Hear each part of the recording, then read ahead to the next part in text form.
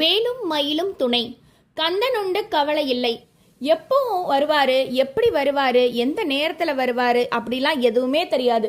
நான் சதா உன்னையே பார்த்துட்டு இருக்கேனே, உன்கிட்டயே பேசிட்டு இருக்கேனே, எப்போ எனக்கு பதில் சொல்ல போற அப்படின்னு நம்ம எவ்வளோ உருக உருக வணங்கினாலும் எப்போ நமக்கு தேவையோ அப்போ நம்மளுடைய கந்த கடவுள் நம் முன்னாடி வந்து நிற்பாரு. கந்தனுடைய வாகனம் மயில். அது வெறும் வாகனம் மட்டும் இல்லைங்க.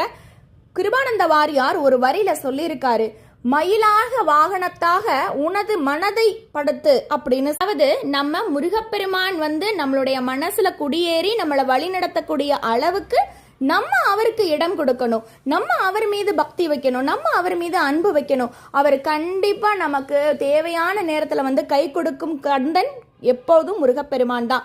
நம்ம கந்தன் நேரில் வருவான்ங்கிறதுக்கு அழகான உதாரணம், நமக்கு முன்னாடி போகிற வாகனத்துல முருகப்பெருமானின் படமோ வேலோ இருக்கும். அதுவே வேலுண்டு துணை.